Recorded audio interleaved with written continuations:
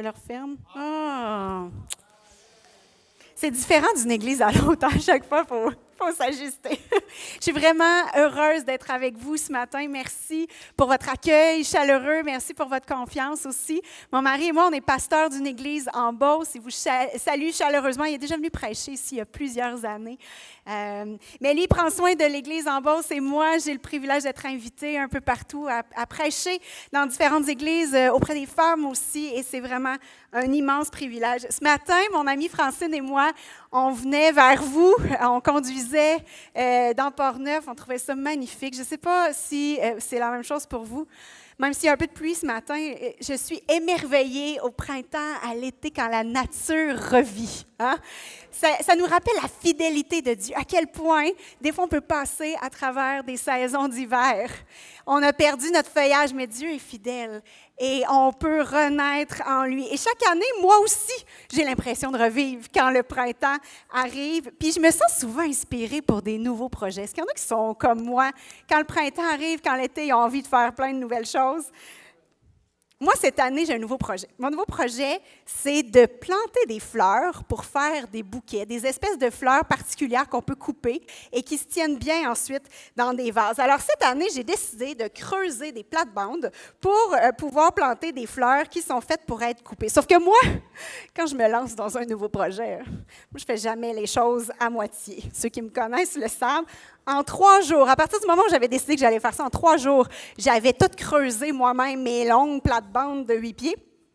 J'avais acheté toutes mes semences, j'avais fait le plan de comment j'allais les planter et surtout, j'ai commencé à avoir du mal à dormir aussi parce que je commençais à m'imaginer que j'allais faire des bouquets tellement beaux que j'allais les vendre dans des marchés. Tu sais. Puis là, ça me donnerait de l'argent pour acheter un grand champ pour faire de l'autocueillette, puis que là, je deviendrais riche, tu sais, bien sûr, avec ça, puis que là, je donnerais des ateliers sur comment faire des beaux bouquets champêtres. C'est un petit peu intense dans ma tête, comme vous voyez. Mais dans les faits, le jour où enfin il a fait assez chaud, que les nuits ont été assez chaudes pour que je puisse planter, c'est-à-dire il y a quelques jours, le chat du voisinage, moi je n'avais pas prévu ça du tout, là. Tu sais, notre terrain n'est pas clôturé. Là. Le chat du voisinage est venu gratter dans mes nouvelles plates-bandes fraîchement semées. Tu sais. Fait que là, je ne sais pas, ils sont où mes graines, puis dans quel ordre ils sont plantés, puis s'il y en a encore dans mes plates-bandes finalement. Fait que c'est un petit peu mal parti pour mon projet à plusieurs millions. T'sais. Ça a comme coincé à la première étape. T'sais. Ouf! Mais ce que je vous raconte là, c'est une petite tranche de ma vie, mais je trouve tellement que c'est un classique dans nos vies. Entre ce qu'on imagine, ce qui va se passer, et la réalité, il y a souvent toute une marge d'imprévus, d'obstacles, de choses qu'on n'avait pas pensées et qu'on n'avait pas du tout vu venir. On imagine souvent, presque toujours, pour nos vies, un jardin de fleurs où il va y avoir des beaux oiseaux, des papillons. Hein? Il va faire beau tous les jours. Le jour de notre mariage, hein, quand on a prononcé nos vœux amoureusement, Dieu dans les yeux, on se dit on va pouvoir s'endormir tous les soirs, collés amoureusement, jusqu'à la fin de notre vie. Le jour où on a eu notre premier enfant, on imaginait juste les jeux, les rires, les bonnes notes à l'école, puis leur carrière de hockeyeur professionnel qui nous permettrait d'avoir une belle retraite, bien sûr. Dans les faits, peut-être il y en a certains et certaines, vous dites, non, moi, ce n'est pas le meilleur que j'imagine toujours, moi, je pense toujours au pire. Peut-être qu'il y en a qui sont comme ça, mais sachez que ça, c'est venu plus tard, c'est venu après, à force de vivre des choses difficiles, des accumulations aussi, mais à la base, instinctivement, et c'est prouvé scientifiquement que notre cerveau est conçu pour la joie, pour le bonheur, pour l'amour. C'est quand on ne vit pas ça qui se met à mal fonctionner, notre cerveau. Donc Dieu l'a créé pour le jardin parfait. On a été créé pour un jardin parfait. Alors, on n'est pas fou d'imaginer sans arrêt cette réalité-là idéale, parce que c'est pour ça qu'on a été créé, la perfection du jardin initial. Mais puisqu'on n'y est plus, en tout cas pour le moment, c'est vrai que c'est compliqué de devoir composer avec tout ce que ça implique d'être loin du jardin parfait. Et moi, je médite beaucoup sur cette question-là depuis un certain temps. Comment ça se fait que j'aime Dieu de tout mon cœur? Depuis longtemps, en plus, je suis née dans une famille chrétienne. Mon père était pasteur. ça garantit rien. Hein. Mais quand même, ça fait longtemps que je fais des choix radicaux, courageux pour suivre Dieu, pour le servir, pour aller là où il m'envoie. Et je cherche aussi activement, intentionnellement à être transformée. Comment ça se fait que malgré tout ça, ma vie est si souvent chaotique, puis compliquée, puis qu'elle est imparfaite, puis il y a plein de blessures, puis de déceptions, puis au final, c'est tellement loin de ce que j'avais imaginé. Et alors que je méditais sur cette question-là récemment, Dieu s'est mis à me parler à propos d'une femme, en particulier de la Bible. Une femme qui a souvent été mal comprise, mais qui a vécu exactement ce scénario-là de se retrouver du jour au lendemain loin du jardin de ses rêves. Et elle a dû apprendre à composer avec ce que ça impliquait. Cette femme-là s'appelle Ève. Vous l'avez peut-être deviné. La Bible ne donne pas énormément de détails sur sa vie. On trouve des bribes à son sujet au tout début du livre de Genèse, le premier livre de la Bible, à peu près des chapitres 2 à 4, grosso modo. Donc, pour saisir ce qu'elle a pu traverser, cette femme-là, il faut prendre le temps de s'arrêter. Il faut réfléchir, il faut essayer de lire un petit peu entre les lignes aussi. Mais quand on fait ça, on découvre une histoire qui est vraiment, vraiment touchante. Et surtout une histoire qui est très proche de l'expérience de chaque être humain, homme et femme. D'ailleurs, je vais vous parler d'une femme ce matin, puis là, des fois, les hommes peuvent se dire, parler d'une femme, ça ne me concerne pas vraiment. Savez-vous que les femmes, dans l'Église, on passe notre temps à entendre parler d'histoires d'hommes de la Bible, puis de s'associer à eux, puis de trouver le moyen de savoir comment ça s'applique à nos vies. Fait que là, ce matin, c'est au tour des hommes. Les hommes, il y a des choses pour vous ce matin, même si on prêche sur une femme. Est-ce que je peux entendre des voix viriles et masculines dire « Amen ». Yes, vous êtes prêts, c'est super. Alors, je vous propose qu'on regarde ensemble 4 moments clés de la vie d'Ève pour voir ce qu'elle peut nous apprendre. Ces 4 moments-là, on va les voir à l'écran. Voilà, merci. Donc, on va parler de sa création puis de sa vie parfaite dans le jardin. C'est la première partie de sa vie. Ensuite, on va parler de sa chute et comment elle a été expulsée du jardin. On va parler du moment où on l'a appelée officiellement Ève. Et finalement, on va parler de sa vie loin du jardin et à travers ce qu'elle a vécu avec Caïn, Abel et Seth. Si vous êtes nouveau, nouvelle ce matin, bienvenue, n'est-ce pas? Si vous n'avez jamais lu le livre de la Genèse dans la Bible, sentez-vous parfaitement à l'aise. Vous allez découvrir une belle histoire, une histoire que vous n'êtes pas prêt d'oublier. Mais si vous avez lu l'histoire d'Adam et Ève au moins 100 fois, peut-être 500 fois, je crois que je vais pouvoir vous surprendre ce matin. Vous allez apprendre quelque chose de nouveau, je crois, et c'est tellement important. À chaque étape de notre vie avec Dieu, de rester curieux, de garder le cœur ouvert à ce qu'on peut apprendre de nouveau, de différent même peut-être, découvrir une autre couche de lecture malgré tout ce qu'on connaît déjà. Là aussi, j'ai besoin que vous disiez « Amen ». Est-ce que vous avez ce cœur-là ce matin? Amen, de découvrir quelque chose de nouveau. Alors, c'est parti. Premier moment clé de la vie d'Ève, sa création et sa vie dans le jardin. C'est vraiment intéressant parce que la vie d'Ève commence d'une façon absolument unique unique dans l'histoire et absolument fascinante. Dans Genèse 1, 27, on peut lire « Dieu créa les humains à son image, il les créa à l'image de Dieu, hommes et femmes, il les créa. » Donc, on voit ici que Dieu a créé l'homme et la femme, donc Ève ici, comme 2 êtres égaux, faisant tous les 2 partie de la race unique des êtres humains. Ils n'étaient pas comme les animaux. Et Genèse 2 va nous donner plus de détails sur comment ça s'est passé, sa création concrètement, cette création-là de l'homme et de la femme. Dans Genèse 2, les versets 21 à 23, on peut lire « Alors l'Éternel Dieu plongea l'homme dans un profond sommeil. Pendant que celui-ci dormait, il prit une de ses côtes et referma la chair à la place. L'Éternel Dieu forma une femme sur la côte qu'il avait prise de l'homme et il l'amena à l'homme. » Ce passage-là est fondamental pour notre histoire. Mais savez-vous qu'il est vraiment matière à débat parce que les traductions varient vraiment. Quand on regarde le sens de certains mots hébreu à l'origine de ce texte-là précisément, on découvre quelque chose de surprenant. Si on le relit, la prochaine diapo nous montre quelques versets hébreux.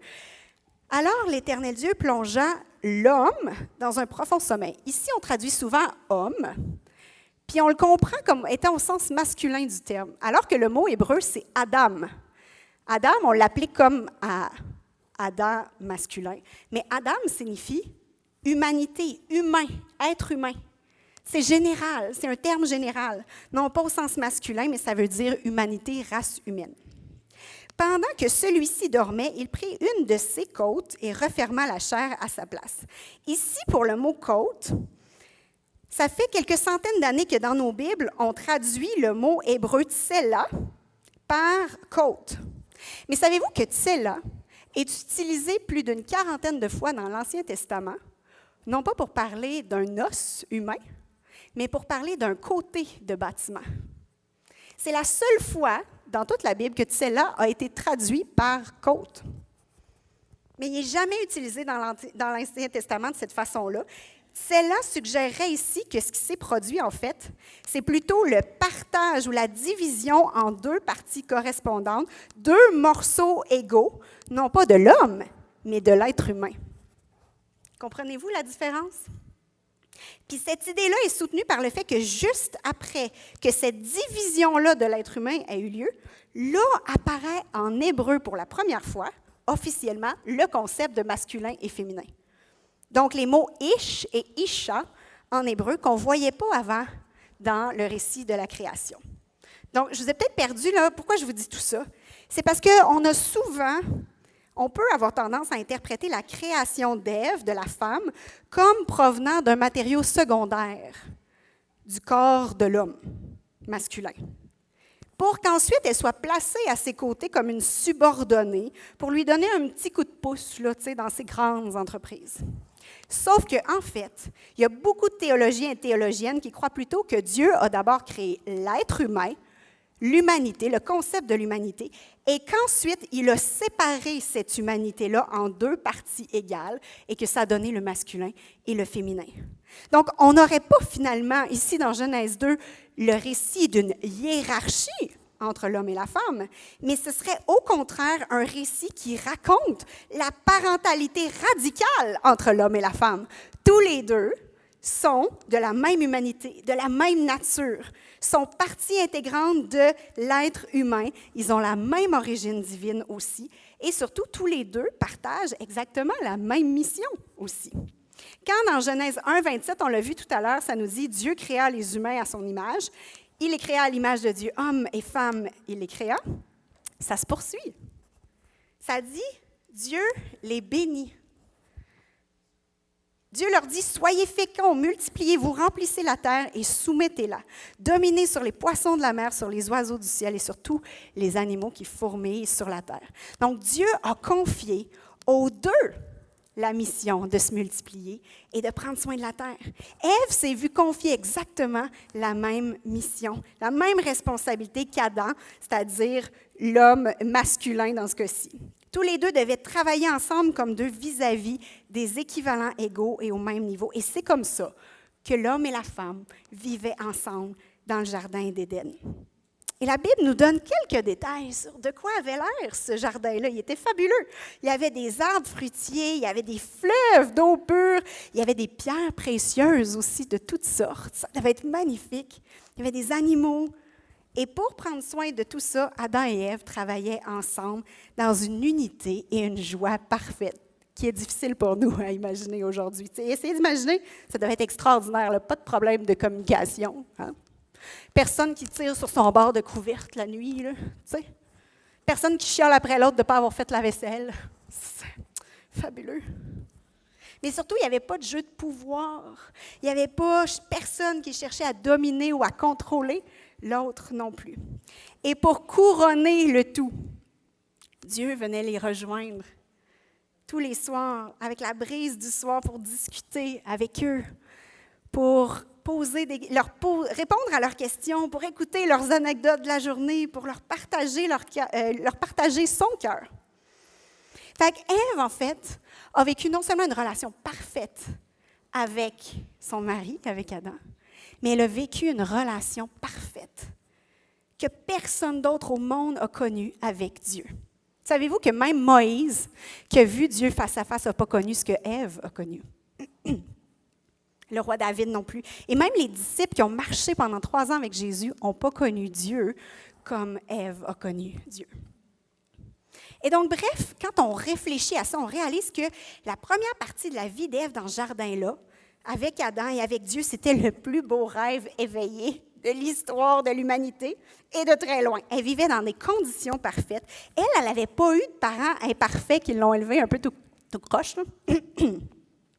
Elle avait vécu aucun trauma de vie, aucun rejet à l'école, aucune trahison d'amitié, pas de cœur brisé par un garçon, aucun abus, pas de perte d'emploi, pas de maux de dos ou de hanche, pas de division d'église, ou de chrétiens ou de pasteurs qui l'ont blessée.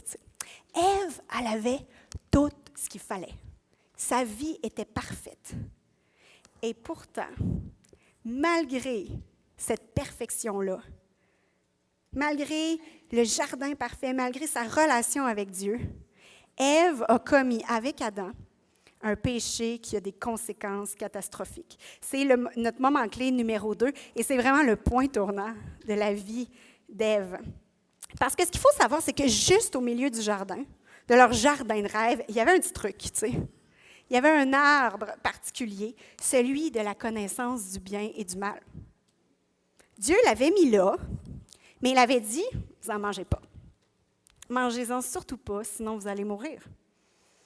Il aurait pu, avez-vous déjà réfléchi à ça? Dieu aurait pu pas le mettre là, Parce qu'on s'entend que c'est un peu bizarre de mettre un truc d'en face de quelqu'un puis de dire, toi, je dis pas, Ça a l'air pas fin, puis ça a l'air risqué aussi. Il a pris tout un risque, Dieu. Mais s'il a fait ça, c'est parce qu'un jardin parfait est plus un jardin parfait si on est obligé d'y rester. Ça devient une prison. Puis aussi, une relation parfaite, même avec le Créateur de l'univers, c'est pas une relation parfaite si on est forcé de faire tout ce qu'il dit. Ça devient une relation toxique, ça. Comprenez-vous? Alors Dieu, s'il voulait laisser Ève et Adam libres, il devait mettre cette alternative-là de sortie. Et un jour, le serpent en a profité.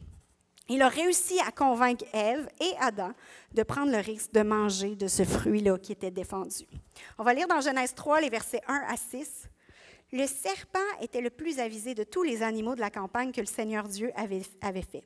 Il dit à la femme, « Dieu a-t-il vraiment dit, vous ne mangerez pas de tous les arbres du jardin? » La femme dit au serpent, « Nous pouvons manger du fruit des arbres du jardin, mais quant au fruit de l'arbre qui est au milieu du jardin, Dieu a dit, « Vous n'en mangerez pas, vous ne toucherez pas, sinon vous mourrez. » Alors le serpent dit à la femme, « Pas du tout. Vous ne mourrez pas. Dieu le sait, le jour où vous en mangerez, vos yeux s'ouvriront et vous serez comme des dieux qui connaissent ce qui est bon ou mauvais. » La femme vit que l'arbre était bon pour la nourriture et plaisant pour la vue, qu'il était cet arbre désirable pour le discernement. Et donc elle prit de son fruit et en mangea, et elle en donna aussi à son mari qui était avec elle, et il en mangea. Je me suis longtemps demandé pourquoi c'est à Ève que le serpent s'est adressé. Parce qu'on s'entend, Adam, il était là tout le long de la conversation. Tous les deux sont en tort, ça c'est bien établi. Mais pourquoi c'est seulement à Ève que le serpent parle? Et malheureusement, on a beaucoup écrit dans l'histoire de l'Église que c'est parce que Ève avait une nature plus faible. Elle était plus émotive, plus facile à corrompre. On l'a beaucoup traînée dans la boue, Ève. Mais moi, je n'ai jamais acheté l'idée qu'elle était plus faible à cause de tout ce que je viens de vous dire sur la perfection de sa création, de sa relation avec Dieu, de sa vie dans le jardin. Elle vivait une relation avec Dieu que personne au monde n'avait connue. Alors, il n'y a rien qui la prédisposait à la faiblesse, ou en tout cas pas plus qu'Adam, finalement. Moi, je crois au contraire.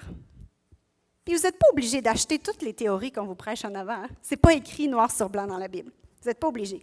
Mais moi, je crois que c'est à cause des qualités d'Ève, plutôt que ses faiblesses, qui a fait que le serpent lui a parlé à elle.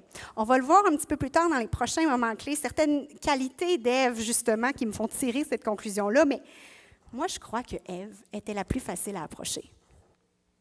Moi, je crois que c'était la plus sociable des deux. C'est elle qui avait la meilleure écoute.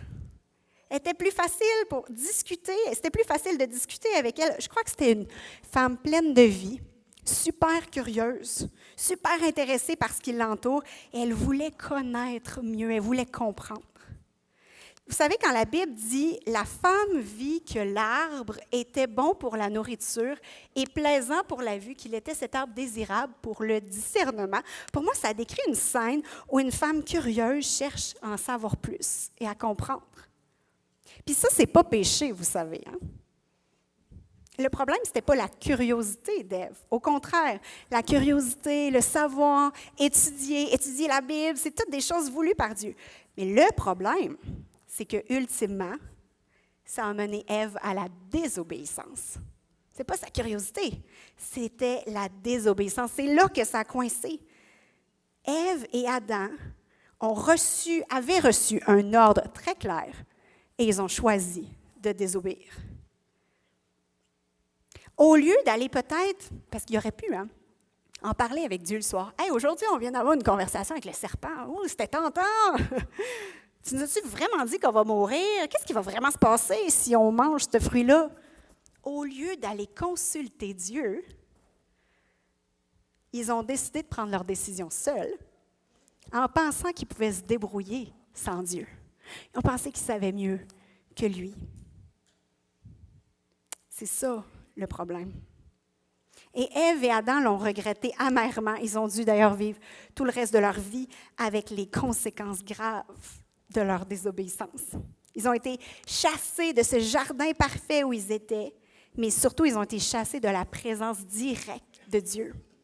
Et ils ont découvert à leur grand malheur, comme nous encore aujourd'hui, ce que c'est de vivre loin du jardin. On peut avoir envie de les juger pour ce qu'ils ont fait. Notre plus jeune, on a 2 filles, Noémie, 9 ans, Léane, 7 ans.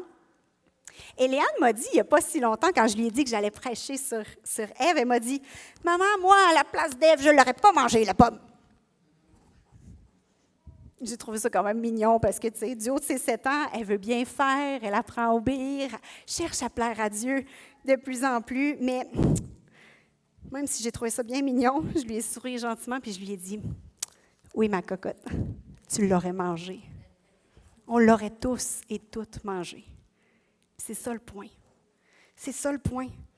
On est de la même nature qu'eux. Et nous aussi, on se laisse facilement tenter.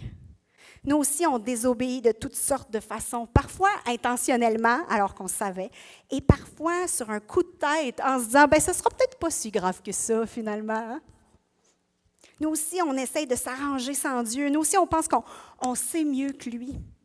Nous aussi, on doute que ses instructions sont vraiment ce qu'il y a vraiment de meilleur pour nous. On n'est pas sûr, on n'est pas si sûr. Et ça arrive, vous savez, même quand on est des chrétiens matures. Même quand ça fait 30 ans, 40 ans qu'on a donné notre vie à Dieu, même quand on est dans le ministère, on n'est personne à l'abri de ça. Jamais. À aucun moment. Ça, c'est une des choses qui me frappe le plus dans l'histoire d'Ève. J'ai dit tout à l'heure, Ève, elle avait absolument tout pour réussir.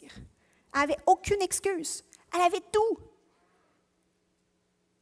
Elle était dans des conditions relationnelles et spirituelles les plus idéales au monde, bien plus que nous. Mais elle a quand même chuté. Qu'est-ce que ça dit sur nous? On va-tu devenir parfait à un moment donné? Ça va-tu nous arriver à un moment donné que tout va bien aller? Et savez-vous, on est souvent beaucoup plus dur avec des gens comme elle. L'histoire de l'Église nous l'a démontré, on l'a beaucoup critiqué. On se dit, elle était supposée savoir, tu sais. Elle avait Dieu. On fait souvent grâce beaucoup plus facilement aux nouveaux chrétiens pour leur gaffe. On se dit, ils ne savaient pas, c'est nouveau l'Église pour eux, tout ça. Ouf, son passé était compliqué, tu sais. Mais quand les erreurs viennent des gens comme Ève, des gens supposés être matures, qui sont dans l'Église depuis longtemps, on a souvent très peu de grâce. On se dit, hey, elle aurait dû faire mieux, elle. Il manque sûrement de foi quelque part, là. Il n'a pas assez prié pour ça. Ou on se dit, il y a sûrement un péché caché. Comme si la grâce, c'était quelque chose qu'on obtient, tu sais, de la part de Dieu au début de notre vie avec Dieu, quand on se convertit. Après, par exemple, tiens, doigt droit, parce que là, tu sais, tu sais. Mais ça, vous savez, c'est absolument contraire à l'Évangile. C'est contraire à l'Évangile. On n'arrive jamais à un point dans notre vie chrétienne où on a atteint un niveau de perfection qui fait qu'on est moins totalement dépendant de la grâce de Dieu. À aucun moment, on en a moins besoin. À aucun moment, on est un peu plus autonome puis on est rendu meilleur. Si les échecs diminuaient au fur et à mesure que la maturité spirituelle augmentait, Ève n'aurait jamais péché. On s'entend là-dessus, vous comprenez où je veux en venir? Si les échecs, je le répète, diminuaient au fur et à mesure que notre maturité spirituelle augmente, alors Ève n'aurait jamais chuté. Mais parce qu'elle a chuté, son histoire nous montre que la proximité avec Dieu, aussi grande soit-elle, ne nous rend pas infaillibles. Personne. Et il faut qu'on arrête de tomber en bas de notre chaise, comme Église, là, comme chrétiens dans la même famille. Là. Quand quelqu'un dans notre Église nous blesse, quand un pasteur fait une erreur, ou quand un leader se retrouve, je ne sais pas moi, dans une situation de divorce, par exemple, on va faire des erreurs nous aussi, encore, plein, à chaque étape de notre marche avec Dieu. Puis chacun et chacune d'entre nous, ça va être pareil, c'est un fait. Et on doit se réconcilier avec cette idée-là pour nous-mêmes et pour les autres autour de nous. Je ne dis pas que ces erreurs-là ne seront pas sérieuses. Puis je ne dis pas qu'il n'y aura pas de conséquences. Puis je ne dis pas qu'il ne faut pas chercher à croître sans arrêt, à laisser Dieu nous transformer. Mais je dis juste qu'il faut apprendre à faire grâce beaucoup plus vite. En fait, que l'Église devrait être l'endroit où les personnes qui auraient dû savoir, parce que ça fait longtemps qu'ils sont là, trouvent autant de grâce que ceux qui viennent juste de rentrer dans l'Église. Après avoir mangé le fruit défendu et avoir réalisé ce qu'ils venaient de faire, Adam et Ève sont allés se cacher. Ils ont caché leur corps avec des feuilles de vigne. Puis ils sont allés dans les buissons quand Dieu est venu pour leur parler. Adam et Ève avaient vraiment honte. Puis je la file quand même, Ève. Je file ce qu'elle a pu ressentir à ce moment-là. On n'aime pas ça que les autres sachent. On est quand même gênés. On a peur d'être jugés, sûrement parce que c'est arrivé par le passé, mais on se dit là, même Dieu, tu sais, ça fait 15 ans que je suis chrétienne, là. Il va se dire un moment donné, là, come on! Il va perdre patience, tu sais, il va être découragé, là, après tout ce que j'ai fait pour toi. Et pourtant, pour Dieu, lui, il n'y a rien qui a changé. Lui, il n'est pas tombé en bas de sa chaise. Parce qu'à la base, ça n'a jamais été une question de si on agit bien ou si on n'agit pas bien, tu sais. La preuve, c'est que alors qu'Ève et Adam étaient cachés dans les buissons, Dieu n'est pas arrivé, tu sais. Youhou! Ah ben là! Là, il revirait de bord, tu sais. Traumatisé de ce qui venait de se passer. Pas en tout. Au contraire, comme toutes les autres fois depuis qu'il les a créés, il s'est approché. Il les a cherchés. Il a dit, où êtes-vous? C'est sûr que Dieu devait avoir le cœur brisé. OK, on s'entend là-dessus. Mais il n'a pas agi comme un juge qui cherche un coupable. Il a continué d'agir comme un père qui cherche ses enfants. Il n'y a rien qui a changé pour Dieu. Encore une fois, comme depuis le début, à partir du moment où il les a créés inlassablement, comme tous les autres jours, il continue de prendre l'initiative de la rencontre et de la connexion. Ça me touche tellement de réaliser ça. Ève et Adam auraient dû pas tomber. Ils sont tombés, puis Dieu est venu quand même, de la même façon.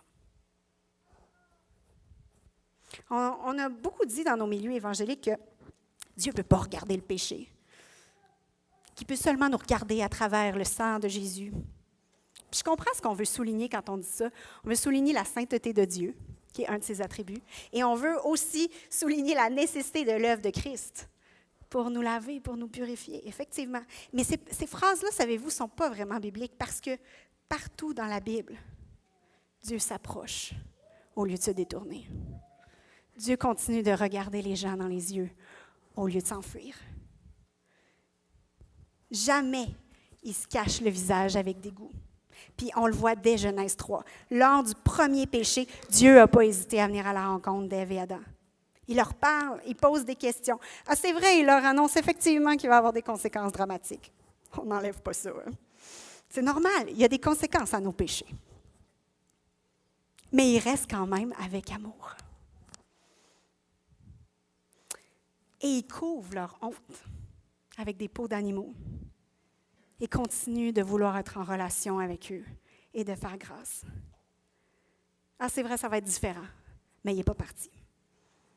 Puis j'ai une autre preuve de ça, que Dieu ne se détourne pas dans l'histoire d'Ève. Il y a une chose étonnante qui se produit dans le chapitre 3, qui m'a toujours paru un peu bizarre. Dieu fait la liste de toutes les conséquences de la chute. Elle est longue, la liste, là, c'est un...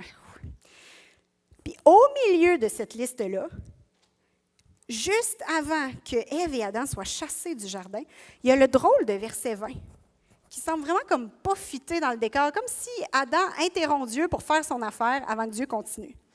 Genèse 3, 20 dit « L'homme appela sa femme du nom d'Ève, car elle est devenue la mère de tous les vivants. » Si vous leur lisez le chapitre 3, vous allez voir, c'est vraiment bizarre que ça arrive au milieu de ça.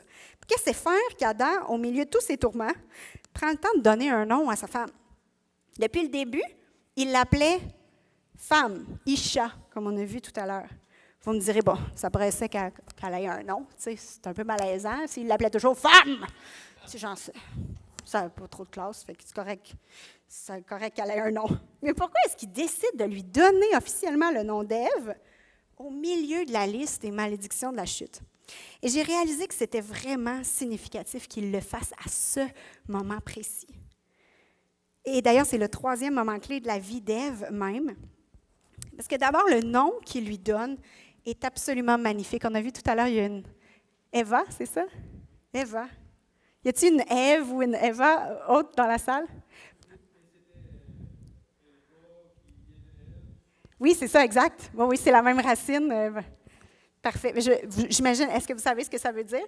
Avez-vous fait des recherches? Pleine de vie, oui. Exact. Moi, je pense que si j'avais une autre fille, j'en ai eu deux, puis on a décidé que c'était correct avec deux. Si j'en avais eu une autre, je pense que je l'aurais appelée Ève. En hébreu, c'est Chava.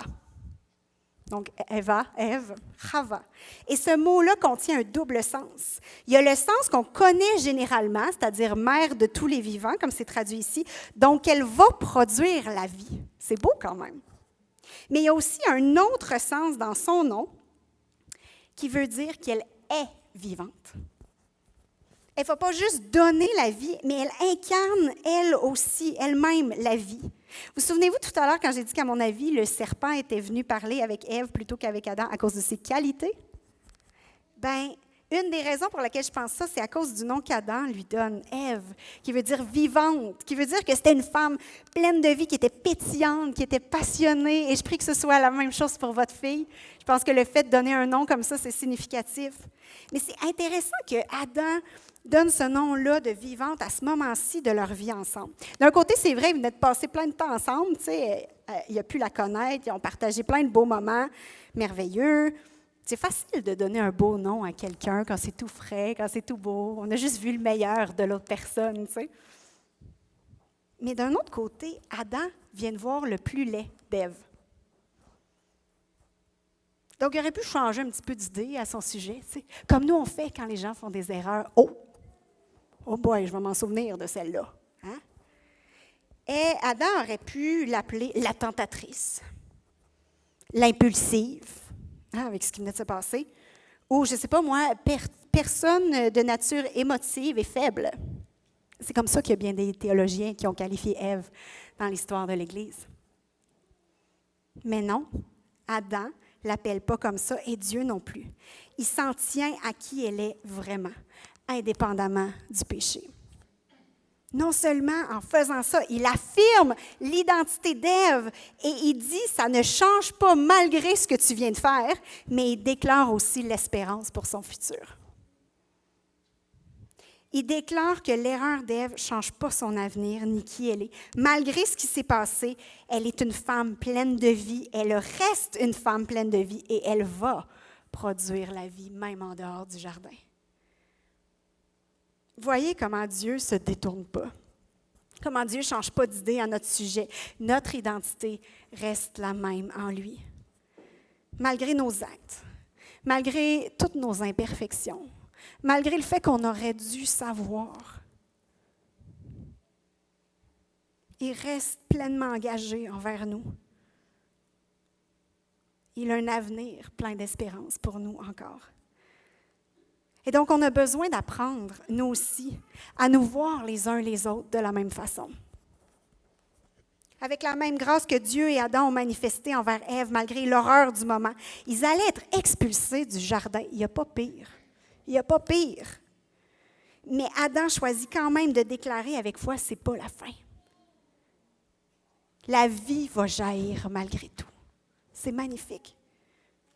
Ça a dû être un baume sur le cœur d'Ève. Ça a dû être déterminant pour son futur aussi. Moi, ça me dit, si on apprend à manifester la même grâce, le même genre de grâce les uns envers les autres, si on apprend à s'élever les uns les autres, à déclarer les uns sur les autres l'identité des gens autour de nous, leur futur plein d'espérance au milieu même de leurs erreurs et de leurs imperfections, on va pouvoir leur permettre de se relever, de grandir malgré les difficultés, et ça peut même changer des destinées.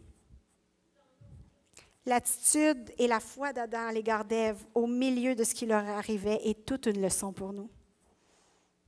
Et ça nous mène au 4e et dernier moment clé de la vie d'Ève. Cette déclaration d'Adam sur sa vie à Ève, c'est vraiment ce qui est arrivé à Ève. Elle est restée pleine de vie et elle a produit la vie. Il y a des belles choses qui peuvent encore se produire même si on est loin du jardin, parce que Dieu est encore là. Et la preuve, c'est que l'histoire aussi d'Ève n'est pas finie. Ève a eu 2 fils. Elle a connu la joie incroyable qu'elle n'a jamais connue dans le jardin de devenir mère. Dieu a été fidèle. L'expulsion du jardin parfait n'a pas été la fin. Adam et Ève ont vu 2 fils grandir. Ils leur ont appris à cultiver la terre, ils leur ont appris à prendre soin des animaux, ils ont vécu plein de beaux moments. Et ils leur ont appris à aimer Dieu de tout leur cœur aussi. Ève a découvert que Dieu était encore là, alors qu'elle était loin du jardin d'Éden. Mais un jour, c'est vrai, sans crier gare, un nouveau malheur frappe. Un malheur vraiment, vraiment horrible. Et cette fois-ci, différent du précédent. Dans Genèse 4, les versets 3 à 8, ça nous dit « Au bout d'un certain temps, Caïn présenta des produits de la terre en offrande à l'Éternel. Abel lui aussi fit une offrande et il présenta les premiers-nés de son troupeau et en offrit les meilleurs morceaux. L'Éternel prêta attention à Abel et à son offrande, mais pas à Caïn et à son offrande. Et cela mit Caïn dans une grande colère et son visage s'assombrit. L'Éternel dit, voyez-vous comment il est encore là? Il n'est pas parti. L'Éternel dit à Caïn, « Pourquoi es-tu en colère et pourquoi ton visage est-il sombre? Si tu agis bien, tu te relèveras. Mais si tu n'agis pas bien, le péché est tapis à ta porte. Son désir se porte vers toi, mais toi, domine-le. » Il a donné une consigne très claire, comme il avait fait avec Ève et Adam dans le jardin. Et puis l'histoire s'est reproduite. La preuve qu'on l'aurait tous et toutes fait. Caïn dit à son frère Abel, « Allons au champ. » Et lorsqu'ils furent dans les champs, Caïn se jeta sur son frère Abel et le tua. Quelle histoire déchirante. Au-delà de ce qui... souvent, quand on lit cette histoire-là, on pense à Caïn puis au pauvre Abel. Mais avez-vous déjà pensé à ce que Ève a pu ressentir à ce moment-là? Prenons le temps de s'arrêter quelques instants. Du jour au lendemain, un de ses fils est mort d'une façon atroce et l'autre, c'est le meurtrier et il doit partir en exil. Du jour au lendemain, Ève, qui avait appris à vivre loin du jardin avec la grâce de Dieu, elle perd ses 2 fils. Moi, ça me coupe le souffle d'imaginer la douleur qu'elle a pu ressentir. Le niveau de souffrance, les nuits d'insomnie et de larmes, il n'y a comme pas de mots pour décrire ce que Ève a pu vivre à ce moment-là. On pourrait se dire, elle a dû se sentir coupable, tu sais, d'avoir mangé le fruit défendu, parce que là, ça a fait entrer le péché dans le monde, puis regarde ce que ça a donné, tu sais. C'est vrai que les femmes, on est bonnes pour se sentir coupables, hein? Prendre le poids du monde sur nos épaules. Mais cette fois-ci, ce n'était pas de sa faute. Là, c'est un de ses fils adultes, responsable de sa propre vie, qui a été quand même bien élevé, a choisi consciemment de céder à sa colère et à sa jalousie, malgré ce que Dieu lui a dit clairement, au point où il en a tué son frère. Et là, tout le monde autour subit les conséquences de ça. C'est pas que Ève a mal fait sa job, c'est pas qu'elle a manqué de foi ou de prière pour ses fils. C'est juste que la vie hors du jardin d'Éden implique parfois des souffrances qui sont le résultat des choix puis des erreurs des autres. Des fois, on souffre parce qu'on a péché, parce qu'on a désobéi, parce qu'on a oublié de consulter Dieu. Mais des fois, c'est simplement parce qu'on se retrouve à subir les conséquences de ce que les autres ont choisi de faire. Ça n'a rien à voir avec notre niveau de spiritualité, là, ou notre foi, ou notre succès comme parents, ou le temps qu'on passe à prier ou à lire notre Bible. C'est juste ça, la vie, loin du jardin. Mais la bonne nouvelle, c'est que ce n'est pas encore la fin de l'histoire d'Ève. Vous voyez ce qui se produit ensuite? Genèse 4, versets 25 et 26 nous dit, et là, c'est la dernière fois qu'on entend parler d'Ève. Ça dit, Adam s'unit encore à sa femme et elle mit au monde un fils qu'elle nomma Seth. Car, dit-elle, Dieu m'a suscité une autre descendance pour remplacer Abel que Caïn a tué. Seth aussi eut un fils qu'il appela Enoch. C'est à cette époque-là qu'on a commencé à prier l'Éternel. Dieu n'avait pas dit son dernier mot encore. Il fait grâce encore. Il a donné à Ève un autre fils, et ce fils-là a choisi de servir Dieu fidèlement. La lignée de Caïn, on le voit par la suite dans la Bible, il est en exil, ça a donné lieu à des villes, des civilisations, de la métallurgie, mais ça a donné lieu à beaucoup de violence aussi. Tandis que la lignée de Seth, ça a donné lieu à un réveil spirituel, au culte et à l'adoration active de Dieu. Donc, Ève a connu, à travers Seth, la grâce de Dieu d'une nouvelle façon, au milieu même de ses souffrances. Elle a connu la grâce de Dieu, non plus comme quelque chose de juste comme normal, presque acquis dans la perfection du jardin. Elle a découvert que la grâce de Dieu pouvait être vraiment réelle, tangible, active et complètement folle au milieu de ses souffrances. C'est pas la même chose. Et ce qu'elle déclare en appelant ce nouveau fils-là Seth, dans le fond, Seth veut dire Dieu compense ou Dieu donne. Évidemment, toute mère sait qu'un nouveau fils ne vient pas remplacer les autres. On s'entend là-dessus. Mais ce qu'Ève découvre, c'est que la bonté de Dieu reste encore pleinement active. Malgré ses erreurs, malgré celles de son fils, Dieu prend soin de nous dans le meilleur comme dans le pire. Il reste tout près. Il guérit, il restaure nos cœurs brisés. Il ne nous laisse jamais. Qu'on se soit planté parce que c'était notre faute puis qu'on était stupide ou qu'on subisse les conséquences de ce que les autres font, la grâce de Dieu reste active, aussi active qu'au premier jour. Il y a encore un avenir pour nous. Il y a encore de l'espérance. L'histoire n'est pas finie.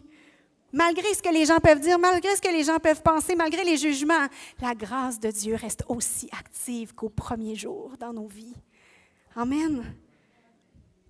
Je trouve ça magnifique, moi, que les derniers mots de l'histoire d'Adam et Ève soient laissés à Ève, à la fin du chapitre 4. Je ne sais pas si vous avez déjà remarqué ça. On n'entend plus parler Adam après le jardin d'Éden. On le voit juste quand il fait des enfants à Ève. Mais Ève la vivante, Ève pleine de fougue, pleine d'espoir, c'est celle qui, dans cette vie si imparfaite loin du jardin, déclare haut et fort, Dieu donne encore. Sa grâce est sans limite. C'est elle, la fin de l'histoire lui est accordée. Je pense que c'est cette déclaration-là à la fin de Genèse 4 dont elle voudrait qu'on se souvienne à propos d'elle. Pas de la chute dans le jardin. C'était un moment. C'était un moment. Pas de son échec dans le jardin, mais de sa foi à l'extérieur du jardin. celle qui, dans le malheur, a choisi de s'accrocher à Dieu, celle qui a développé toute une résilience, on n'imagine même pas, celle qui a expérimenté profondément la grâce, qui a connu Dieu d'une façon profonde, plus juste comme le Créateur, mais comme le restaurateur. Quelqu'un a élevé la voix tout à l'heure pour parler de Dieu qui restaure. Ève a déclaré, a découvert, a vécu que Dieu était aussi le restaurateur. Elle est la première d'ailleurs qui a vu de ses propres yeux que Dieu est celui qui ne s'éloigne pas, mais qui s'approche dans tout ce qu'on peut vivre d'imparfait, du début à la fin de notre marche avec lui. Amen. Je vais inviter la talentueuse pianiste, peut-être pour un fond musical de fin. J'aimerais terminer sur une dernière image.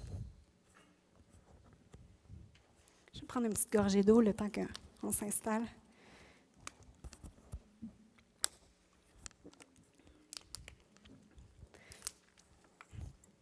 J'ai apporté 2 verres. Et ces 2 verres-là peuvent représenter un peu nos vies. Celui-ci, il est fait de verre, tout ce qui est de plus pratique. Hein? C'est un verre qui a coûté à peine quelques dollars chez Walmart. Il est très fonctionnel. Ça fait longtemps que je l'ai d'ailleurs. Il fait bien son travail de contenir toutes sortes de liquides. Puis il a d'ailleurs résisté à 2 petites filles pleines de vie. Il a résisté à toutes sortes de lavages au lave-vaisselle aussi. Il est très bien. Il est très bien. Mais celui-ci, il est aussi fait de verre à la base. C'est la même origine que lui. Il a la même, ou presque, il a la même fonction, en fait. La fonction de contenir du liquide, comme celui-là. Mais celui-ci, il y a un petit quelque chose de différent. Il y a eu des petits ajouts invisibles à l'œil nu. En le chauffant, ce verre-là, il a traversé, en fait, un processus supplémentaire que celui-ci, dans lequel on a ajouté de l'oxyde de plomb. Et c'est ce qui l'a transformé, non plus en verre, mais en cristal. Et vous savez, nos vies passent tous et toutes par le même processus. Il y a des ajouts imprévus. On passe par le feu où il y a des trucs qui sont ajoutés, puis on est comme, qu'est-ce que c'est ça? Des fois, c'est un cancer, un enfant avec un diagnostic. On passe par une faillite alors qu'on était sûr que c'était un projet d'entreprise, que Dieu avait ouvert les portes. On ne comprend pas. On passe par une dépression, un accident. Toutes ces souffrances-là auxquelles on n'était pas préparé dans notre vie, loin du jardin. Puis qui fait que c'est loin de ressembler à ce qu'on avait imaginé le jour où on a donné notre vie à Dieu. On s'est dit, ça va bien aller maintenant. Mais Dieu, comme un verrier plein de grâce, fait de ces ajouts-là dans nos vies quelque chose de magnifique. Connaissez-vous la différence entre le verre et le cristal? L'un n'a pas de son particulier. Hein? Je ne sais pas si vous entendez. Mais lui, entendez-vous? Son son, sa louange, n'a rien à voir. Le cristal aussi brille vraiment plus que le verre, parce qu'il est en mesure de disperser la lumière d'une façon qui n'a rien à voir avec le verre. Et sur le cristal, on ne le voit pas ici, mais à cause de l'oxyde de plomb, on est en mesure de graver, de tailler toutes sortes de formes, de détails qui le rendent super précieux, qui le rendent magnifique. Voyez-vous, parfois on pense que ces ajouts-là, difficiles de nos vies, nos erreurs, nos imperfections, les erreurs et les imperfections des autres qui nous blessent, qui nous font mal, qui rendent la vie compliquée, on pense que c'est juste des obstacles sur notre chemin. Ça n'aurait pas dû se passer comme ça. Mais c'est précisément ces choses-là, ces ajouts-là, qui nous permettent de connaître Dieu d'une nouvelle façon et d'expérimenter sa grâce d'une façon qu'on n'aurait jamais pu connaître autrement. Et c'est ça qui permet de faire de nos vies des œuvres d'art et une louange qui lui redonne toute la gloire. Exactement comme il l'a fait avec la vie d'Ève. Est-ce qu'on peut se lever ensemble? Si ce message-là vous a parlé d'une quelconque façon, si vous vous dites, ouais, moi j'ai besoin d'expérimenter la grâce de Dieu ou de faire mieux grâce aux autres autour de moi, juste ouvrez les mains. Vous n'êtes pas obligés, on n'est pas dans une secte, vous faites ce que vous voulez. Mais si vous le désirez, faites juste ouvrir les mains en signe d'accueil pour dire à Dieu, j'ai besoin de ta grâce encore. Je veux la connaître d'une nouvelle façon encore. Ma vie est imparfaite, puis ça, des fois, je comprends pas. Des fois, j'ai l'impression que j'ai fait des détours, ou j'ai l'impression que je subis ce que les autres ont fait, puis... Mais Seigneur, si ça me permet d'être plus dépendant de ta grâce, alors je l'accepte. Éternel, merci pour cette grâce qui est active jour après jour dans nos vies. On le mérite tellement pas. Mais merci parce que ça ne dépend jamais de nos perfections, de nos performances spirituelles, de notre niveau, de quoi que ce soit. Ça dépend juste de toi, puis de à quel point tu es fou de nous. Qu'on puisse ne jamais, même si elle est acquise, ne jamais la prendre pour acquis dans le sens où on en a besoin jusqu'au dernier jour du dernier souffle de notre vie. Merci parce que tu vas continuer d'être là. Merci parce que dans tout ce qu'on a à vivre, tout ce qui nous attend encore, tu ne vas pas détourner le regard, mais tu vas rester tout près. Apprends-nous à l'accueillir vraiment, cette grâce-là, pour nos vies éternelles, pour qu'on puisse mieux l'accorder aux autres autour de nous.